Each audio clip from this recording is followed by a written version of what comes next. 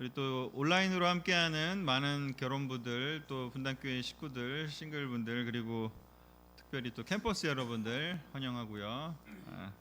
같이 또 이렇게 온라인으로라도 같이 새해 인사 같이 나눴으면 좋겠습니다. 자, 우리 그 2024년이 돼서 기분이 어떠신가요? 어색해요? 예. 저는 하여튼 2023년이 끝나서 좋은 것 같아요. 너무 어떻게 보면 좀 쉽지 않았던 시간들이 많았던 것 같고, 또 작년 이맘때 생각하면은 제가 그 쩔뚝거리면서 그 목발 짚고 여기 올라와서 했었는데 1월, 2월 지금은 이제 뛰어다닐 수도 있게 돼서 조만간 축구에 복귀를 하려고 지금. 네. 안 된다는 의견이 한 반 정도. 네. 하여튼 절제하도록 하겠습니다. 그래서 일단 2024년이 돼서 저는 너무 좋고, 그리고 뭐 아시겠지만 2024년이 용의 해입니다, 여러분. 제가 용띠가 아니겠습니까? 그래서 하여튼 기분이 좋습니다. 2024년도 돼서 용을 타고 날아가는 그림이 있어서 제가 갖고 왔는데, 하여튼 너무 2023년도가 끝나서 너무 일단 저는 기분이 좋고 2024년도를 시작할 수 있게 돼서 너무 좋은 것 같습니다. 새해 첫 주중 예배가 되는데요. 올해는 주중 예배를 시작으로 우리 2024년도를 시작하게 된 것 같습니다.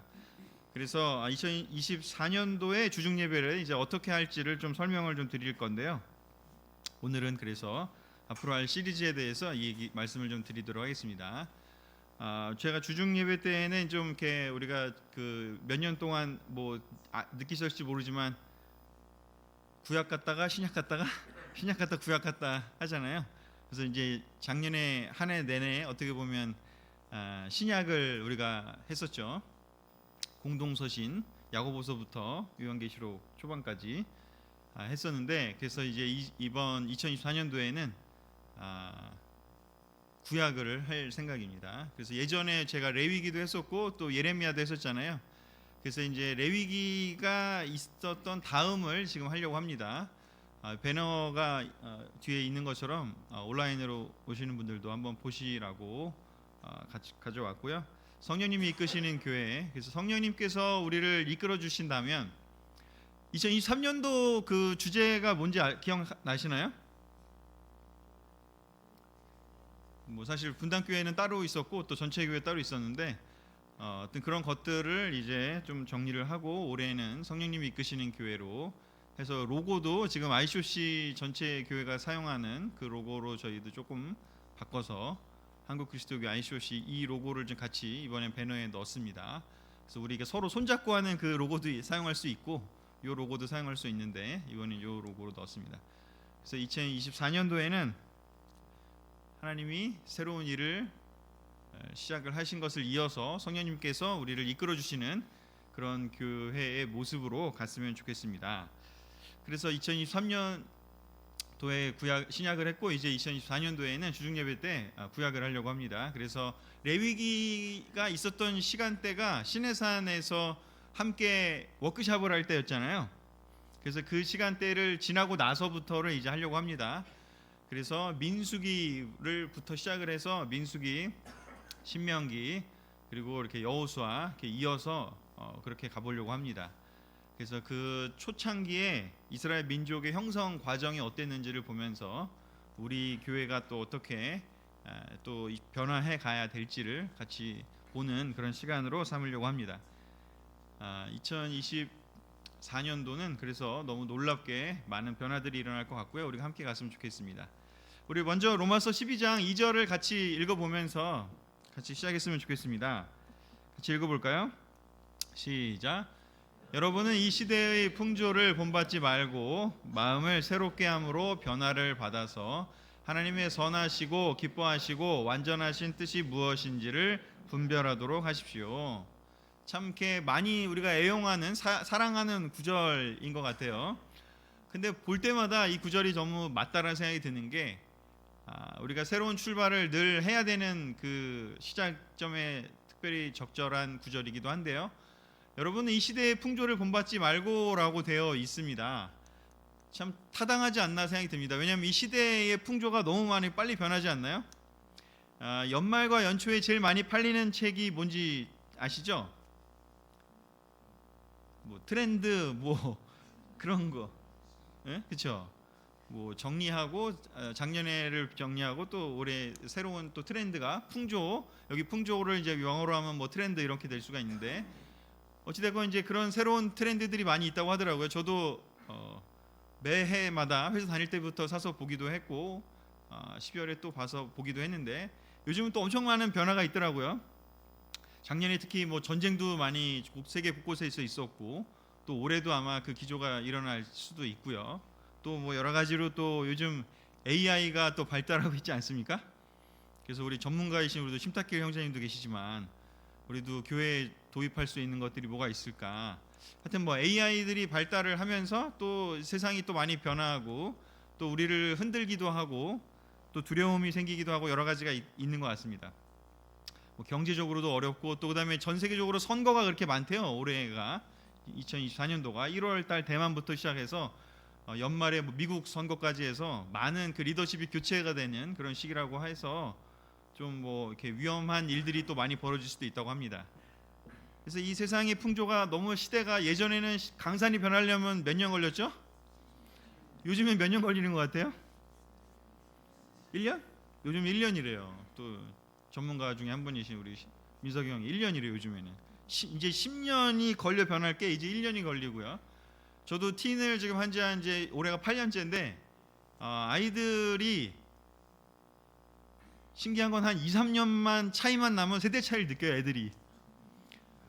그래서 지금 고등학생은 중학생, 그러니까 어린 중학생 보면서 나 때는 저러지 않았는데 뭐 이제 이런 얘기도 하고, 너무 많이 이제 다르게 느끼는 부분들이 많죠. 이제 이번 일요일 되면 또 저희도 이제 그 주일학교가 또 한 학년씩 올라가잖아요. 그래서 저희도 틴에서도 또 이제 그 6학년들을 이제 받게 되는데, 어떤 아이들이 올까 너무 궁금하고 설레고 살짝 두렵기도 하고 뭐 그렇습니다. 그리고 다음 주에는 또 틴캠프도 가야 하고, 여러 가지 지금 그 제 마음 속에는 막 분주한 마음들이 많이 있는데, 어찌됐건 이 시대의 풍조를 본받지 말래요. 근데 우리가 시대의 풍조, 시대의 변화는 알아야 되잖아요. 잘 따라가고 계신가요? 요즘 따라가기 너무 어려운데, 어떤 면에서는 이 시대에 바뀌어가는 면들이 너무 많죠. 작년에 말에 저희가 좀 많이 했던 것 중에 하나는 뭐냐면, 온라인 사역을 이제 해야 된다 그런 뭐 미팅을 한국교회 전체 얘기를 했었는데, 우리 예전에 뭐 강남역에서 또 뭐 광화문에서 초대했다면 요즘은 온라인에서 초대를 해야 된다고 하더라고요. 다 메타버스에 들어가 있대요. 우리 오재혁 형제가 그런 얘기를 했었는데, 아무튼 너무 많은 이런 변화들을 따라가야 되는 것도 있고 발을 맞춰가야 되는 것도 있는데, 성경은 뭐라고 얘기했냐면, 따라가고 아는 건 좋은데 본받지는 말래요. 풍조를 본받지는 말라고 얘기를 하고 있습니다.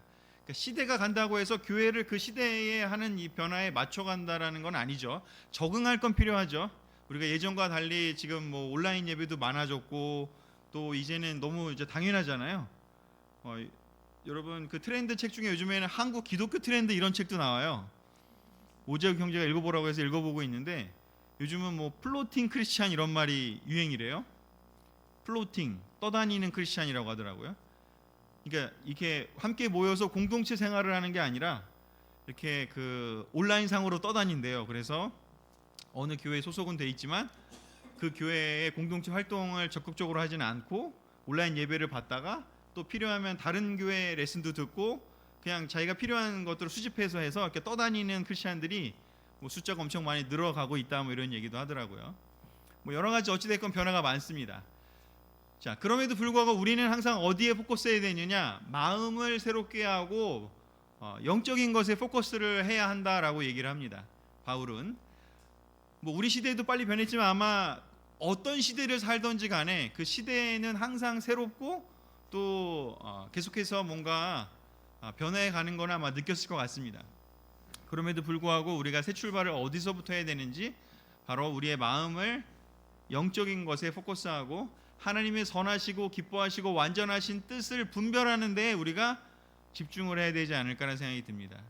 세상이 아무리 많이 변하고 바뀐다고 해도 본질은 변하지 않기 때문에, 사람도 변하지 않고 또 하나님도 변하지 않기 때문에 물질적인 건 많이 변한다 할지라도 본질은 변하지 않기 때문에 우리가 하나님의 그 본질을 찾아가는 것이 매우 중요하지 않을까 생각이 듭니다.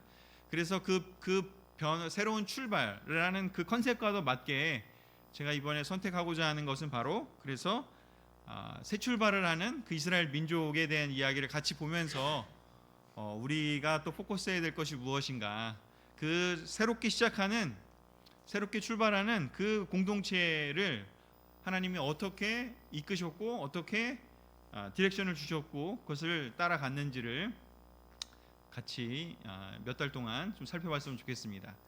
그래서 오늘의 제목은 신의 산에서라는 제목으로 제가 이 파일을 만들어 왔는데요. 주중예배 신의 산 아래에서라고 해왔습니다. 신의 산에서 그들은 새로운 출발을 했습니다. 이전에 이집트의 노예였었는데요. 400년 동안 노예 생활을 했죠. 그래서 그들이 하나님 백성으로 거듭나기 위해서 그들은 탈출을 했습니다. 모세의 지도를 통해서 탈출을 했고, 그리고 그들이 100일의 시간에 거쳐서 도착한 곳이 바로 어디냐? 시내산 아래에 모였습니다. 그래서 시내산 아래에 모여서 그들은 진정으로 그 몸만 나온 게 아니라, 장소만 이동한 게 아니라 이제 영적으로 그들의 가치관, 그들의 세계관, 그들의 삶의 방향, 그 모든 것들을 이제 새롭게 하기 위한, 새로운 민족이 되기 위한 그러한 훈련을 하는, 그러한 교육을 받는 시간을 바로 시내산 아래에서 보냈습니다. 시내산 아래에서 그들이 하나님 백성으로서 거듭나기 위해서 일종의 워크숍을 한 거고, 긴 시간 동안 그들은 몇 달에 걸쳐서 시간을 보내면서 많은 것들을 배우게 되었습니다. 그래서 오늘은 어떤 면에서는 이제 다음 주부터 하게 될 민수기를 하게 될 텐데요. 레위기가 끝나고 이들이 출발하게 되는 그 시간을 하게 될 텐데요.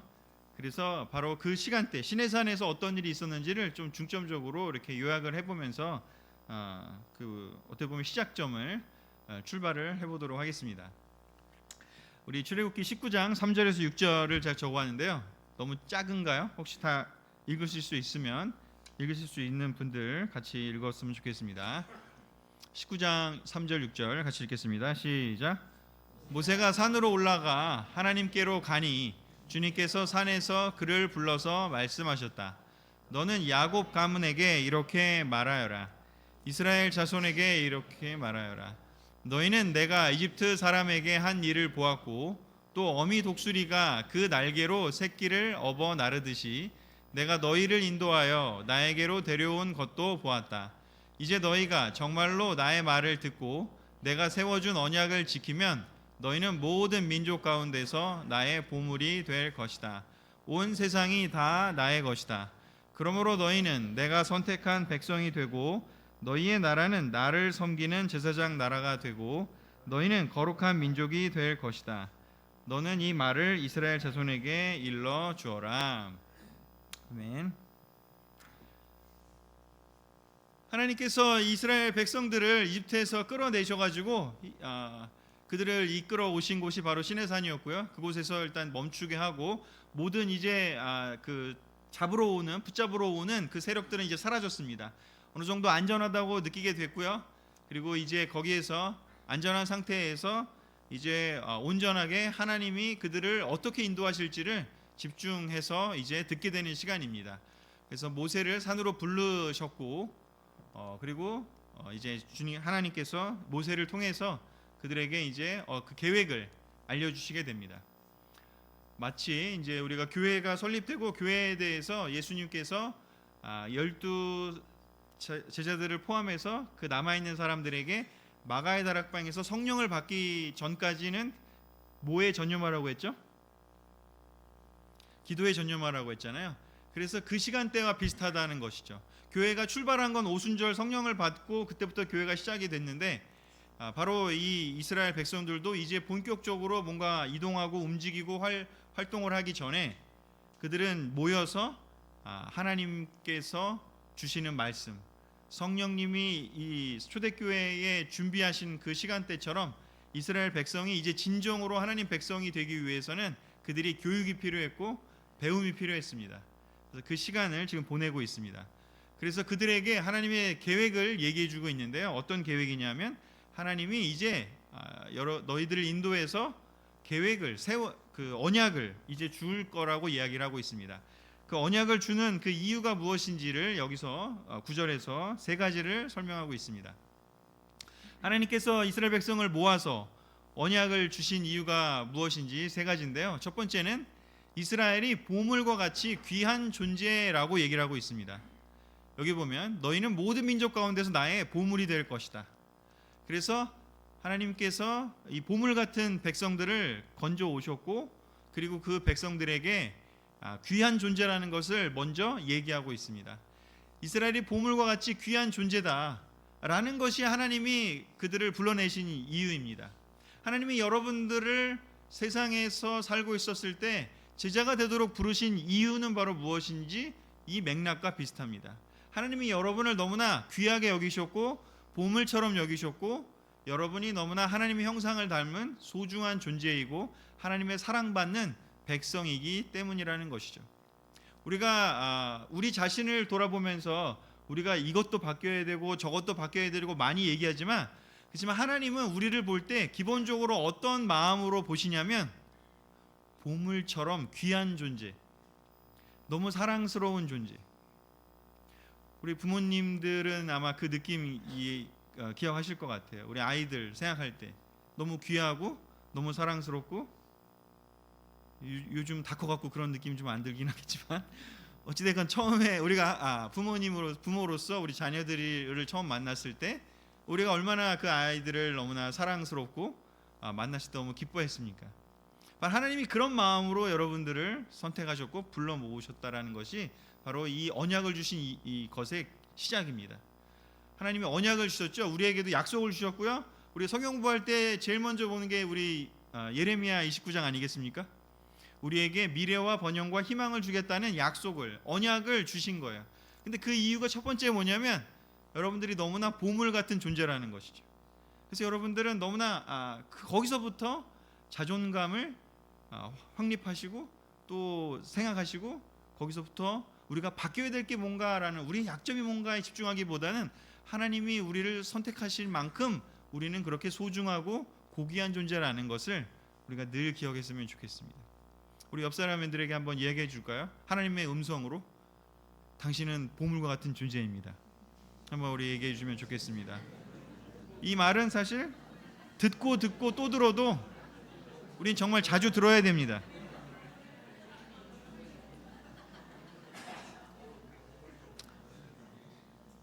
세상에서는, 회사에서는 일을 못하면 왜 그것도 못하냐고 질책을 많이 할지 모르겠지만, 지금 하나님 보시기에 여러분들은 너무나 보물 같고 소중하고 너무나 사랑스러운 존재라는 것을 기억했으면 좋겠습니다. 그 우리 찬양도 있지 않나요? 너의 하나님 여호와, 그렇죠? 그 찬양에도 보면 하나님이 얼마나 이렇게 우리를 즐거이 기억하시고 사랑하시는지를 그래서 찬양하고 있습니다. 그리고 또 한 가지, 여기서 이제 우리 그 이스라엘 백성을 선택하시고 세워주고 불러주신 이유가 뭘까? 두 번째는 이스라엘이 하나님 나라의 거룩한 백성이 되게 하려고 불러 모았다라고 했습니다. 이스라엘 백성이 이집트에 있었을 때는요, 그 이집트의 파라오와 그 감독관들은요, 그들을 귀하게 여기지 않았습니다. 그냥 피라미드 만드는 데 쓰일 한 명의 그냥 일꾼이었고요, 그냥 도구였습니다. 하지만 하나님은 보물과 같은 존재로서 우리를 여기셨고, 그리고 그렇게 그냥 일만 하다가 죽어버려도 되는 하찮은 존재가 아니라 거룩한 민족이고 거룩한 백성이 되게 하시려고, 하나님 나라의 백성이 되게 하시려고 이들을 불러 오셨습니다. 바로 우리가 왜 여기서 교회를 형성하고, 우리가 왜 여기서 성경을 공부하고 서로 바이블톡 패밀리 그룹을 하면서 우리 서로를 돕고 이런 활동들을 왜 할까요? 이유는 뭐냐면 우리가 하나님 나라의 거룩한 백성이 되었기 때문입니다. 우리가 세례 받을 때 하나님 나라의 거룩한 백성이 되었어요. 하나님 나라에 죽고 나서 가면은 정말 하나님도 만날 수 있고 우리의 선조들, 하나님 나라 백성의 선조들을 많이 만날 수 있을 거예요. 하지만 이 땅에 살다 보니까, 대한민국에 살고 또 이 세상에 살다 보니까 세상 나라의 풍조들이 우리를 너무나 우리 스스로를 하찮게 여길 때가 많습니다. 그러나 우리가 기억해야 될 것은 우리가 교회를 형성하고 제자가 됐고 하나님이 불러주셨고 그런 이유는 뭐냐면 우리가 하나님 나라의 백성이기 때문입니다. 여러분은 하나님 나라의 백성입니다. 자부심 있습니까? 하나님 나라의 백성이 됐다라는 것에 대해서 우리가 인정한다면 그거에 걸맞는 삶을 살 수 있을 거예요. 우리가 하나님 나라에 걸맞는 어떤 행동을 했고 어떤 변화를 가졌기 때문에 우리가 하나님 나라의 백성이 된 게 아니라 하나님이 먼저 선택하셨고 우리를 너무나 사랑하셨고 우리를 백성으로 되게 하셨기 때문에 그렇기 때문에 우리가 그러한 모습으로 살 수 있게 되는 것이죠. 각자 자기 집에서 제일 좋은 옷 있으시죠? 없나요? 제일 좋은 옷. 저는 이제 결혼식 때 그 예복으로 샀던 옷이 제일 좋았던 옷인 것 같아요. 가격도 비싸고. 그렇게 제일 좋은 옷 입으면 그냥 막 장난치고 막 그냥 막 무례하게 행동하고 그럴 가능성이 줄어들지 않을까요? 우리가 거룩한 하나님 나라의 백성의 옷을 입은 사람이라는 걸 알면 우리가 그에 맞게 행동하고 싶어질 거예요. 그냥 대충 살고 싶지는 않을 겁니다. 그래서 우리가 하나님 나라의 백성, 거룩한 백성이라는 거, 우리 교회가 바로 그러한 하나님 나라의 대사관이다, 하나님 나라의 지구 출장소다 라는 것들을 우리가 기억하면 너무 좋을 것 같습니다. 세 번째는요, 그리고 그런 하나님 나라의 백성이 되게 하고 우리가 보물 같은 존재라면 거기서 그냥 끝나고 말 것인가? 그렇지 않다고 이미 여기서 하나님이 모세를 통해서 얘기를 하셨습니다. 그것은 무엇이냐면 세 번째는요, 그 이스라엘 백성을 통해서 온 세상에 하나님의 영광을 전파하실 목적으로 이 백성들에게 시내산에서 언약을 주셨습니다. 그냥 너네는 너무 보물이고 그냥 너네는 잘 살아, 자 너네 여기서 보호받다가 그냥 이렇게 했다가 나중에 하나님 나라 와, 그렇게 하신 게 아니라 이 세상에 이스라엘을 통해서 온 세상에 하나님 영광을 전파하시고 싶었어요. 이스라엘 백성에게 언약을 주시고 교육을 시키고 가르치고 난 다음에 그 법도를 가르쳐 주시고 난 다음에 그대로 살면 그들이 놀랍게 세상과는 다른 존재라는 걸 알게 되고, 그리고 또한 그렇게 놀라운 존재인 것들을 통해서 거기에는 기쁨이 있고 거기에는 변화가 있고 거기에는 놀라운 희망이 있었잖아요. 그렇기 때문에 그렇게 되면 주위에 있는 사람들이 볼 때 와, 쟤네는 뭔가 다르다. 오, 이집트 사람들이 볼 때도 쟤네는 뭔가 다르다. 바벨로니아에 있는 사람, 메소포타미아에 있는 나라들이 볼 때도 뭔가 다르다. 그렇게 느낄 수 있게 되기를 원했던 거죠. 그래서 애초의 계획은 하나님이 이스라엘을 선택하신 이유는 난 너만 사랑해, 다른 애들은 미워해, 이래서가 아니라 내가 너네들을 선택한 거는 너네들을 먼저 선택을 하고 너네들이 그 놀라운 변화와 그 순종을 통해서 다른 세상에도 하나님을 알게 하고 하려는 그 목적이 있었다라고 얘기하시는 것이죠. 교회는 왜 존재할까요? 우리만 그냥 여기서 재미있고 우리만 여기서 그냥 복작복작 되고 뭐 패밀리 그룹하고 우리끼리 뭐 더 재밌는 시간 보내고 그래도 물론 충분하지만 교회의 목적은 이스라엘을 선택하신 것과 똑같습니다. 온 세상에 하나님의 영광을 전파하시기 위해서 우리를 선택하셨습니다. 이스라엘이 바로 교회가 새로운 이스라엘이 된 것처럼 바로 그 이스라엘을 우리가 공부를 한다면 살펴본다면 교회가 어때야 되는지 또한 우리는 알 수가 있습니다. 시내산에서 이렇게 하나님께서 언약을 주셨습니다. 그래서 주시겠다고 약속을 하셨고, 그래서 모세가 돌아와서 백성들의 장로들을 불러 모으고 주님께서 자기에게 하신 이 모든 말씀을 그들에게 선포했습니다. 그 얘기를 들으니 그 백성들이 이집트에서는 월화수목 금금금 맨날 일만 하고 채찍으로 두들겨 맞으면서 시키는 것만 하면서 살아야 됐던 그 존재였는데 하나님이 나를 보물처럼 여기는구나, 하나님이 우리를 새로운 민족으로 하나님 나라의 백성으로 모아왔구나, 우리를 통해서 뭔가 새로운 놀라운 세상에 영향을 줄 일을 하시겠구나, 그 이야기를 들었을 때 그들은 너무나 기뻐했고 주님께서 말씀하신 것을 우리가 실천하겠습니다 하고 응답을 했다라고 기록하고 있습니다. 우리 또한 아마 그런 마음으로, 이 마음으로 우리가 세례받고 시작하지 않았을까라는 생각이 듭니다. 그렇지 않습니까? 너무나 기뻤고 너무나 감사했고 하나님이 나 이렇게 사랑하시다니. 그리고 이 교회에 속한 하나님 나라의 지구 출장소인 이 교회에 속할 수 있다니 너무너무 감사하다. 그리고 또한 나의 변화된 모습을 통해서 또 우리의 활동들을 통해서 세상에 영향을 줄 수 있겠구나.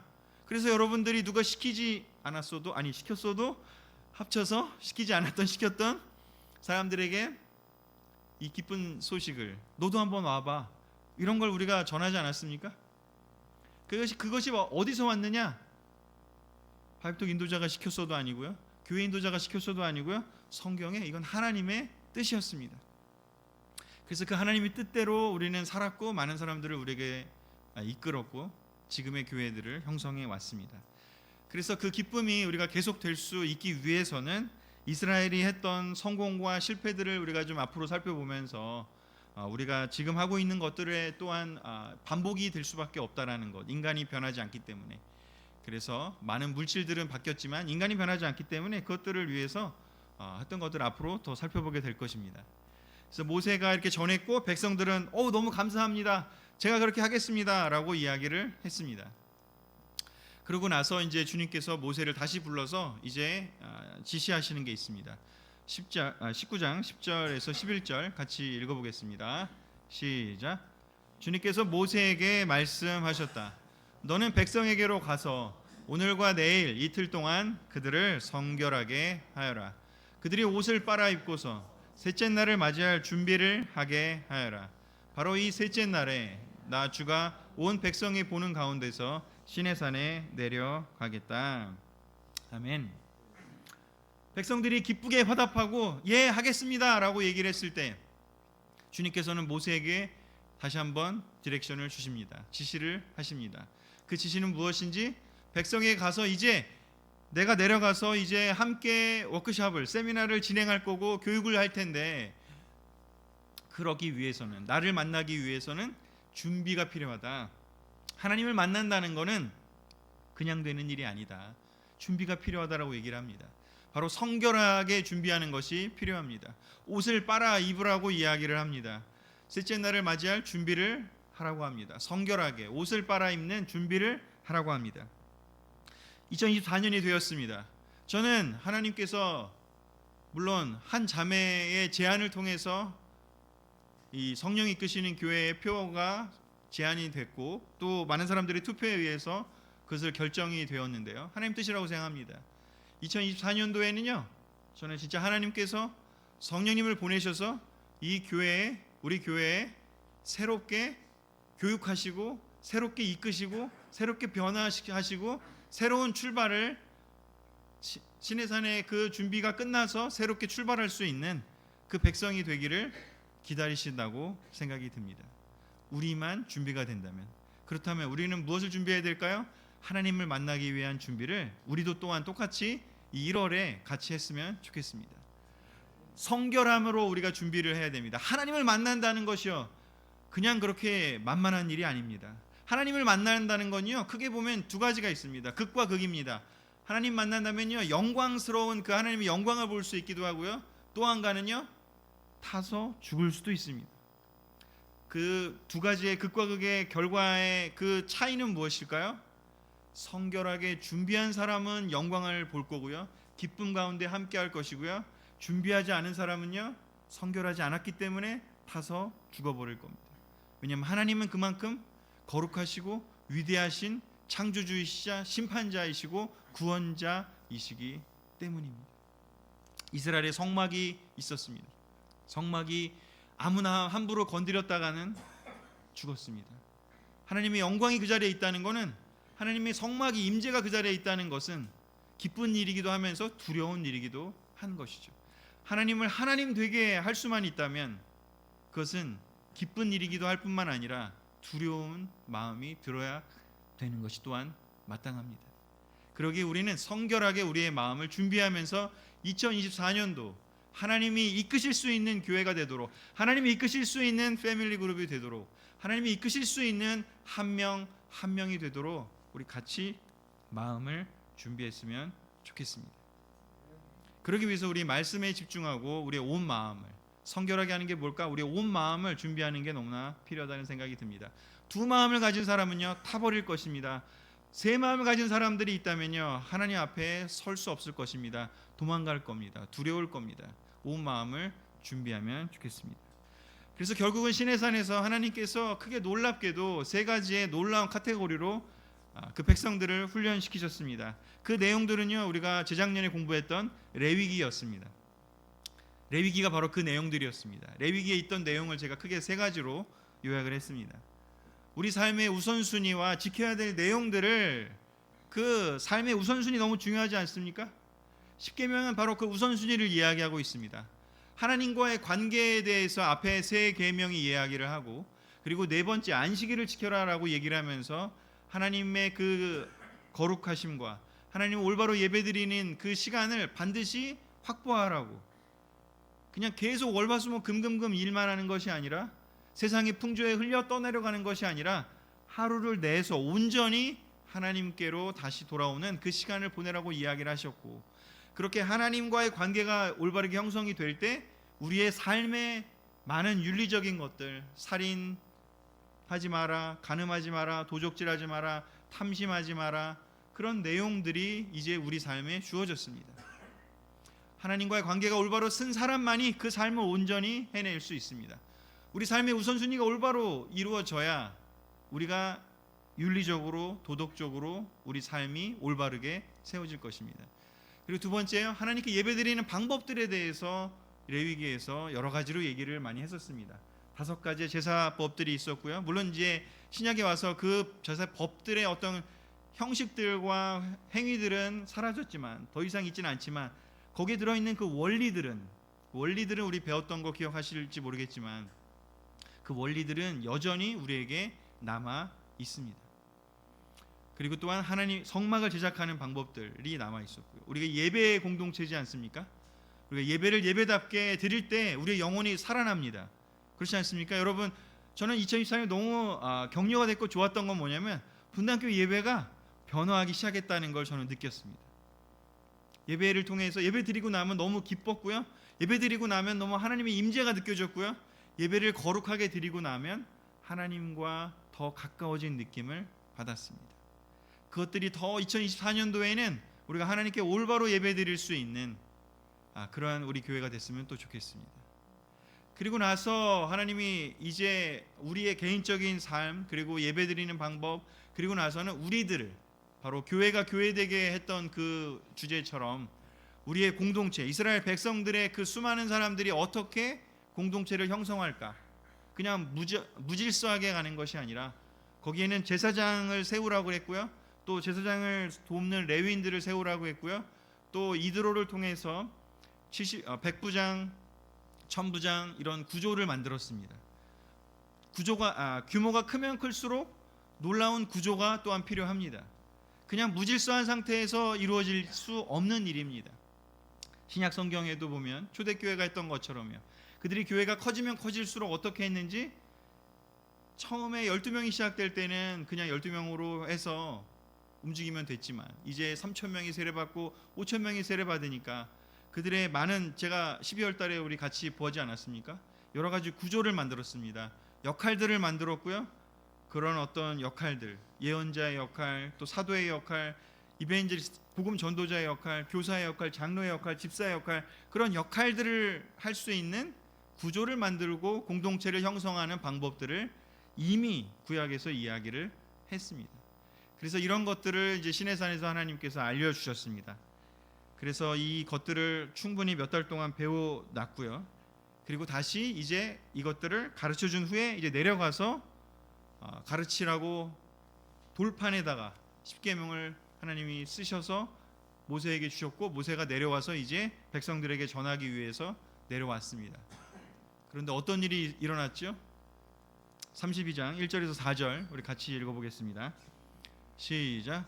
백성은 모세가 산에서 오랫동안 내려오지 않으니 아론에게로 몰려가서 말하였다. 일어나서 우리를 인도할 신을 만들어 주십시오. 우리를 이집트 땅에서 올라오게 한 모세라는 사람은 어떻게 되었는지 모르겠습니다. 아론이 그들에게 말하였다. 여러분의 아내와 딸들이 귀에 달고 있는 금고리들을 빼내서 나에게 가져오시오. 모든 백성이 저희 귀에 단 금고리들을 빼서 아론에게 가져왔다. 아론이 그들에게서 그것들을 받아 녹여서 그 녹인 금을 거푸집에 부어 송아지상을 만드니 그들이 외쳤다. 이스라엘아, 이 신이 너희를 이집트 땅에서 이끌어낸 너희의 신이다. 안타깝게도 40일 동안에 아까 위에서 얘기한 이런 많은 내용들을 하나님이 모세에게 먼저 알려주고 그 사이의 내용을 잠깐 얘기하면 하나님이 내려오시려고 했는데 하나님이 내려오셨더니 사람들이 너무 두렵고 무서워서 직접 말씀하지 마시고 모세를 통해서 얘기해 주십시오라고 한 장면이 있었어요. 아마 그 읽어보신 그 내용을 한번 떠올려 보시면, 그래서 제가 막 이만큼을 지금 또 넘긴 거예요. 19장에서 32장 온 겁니다.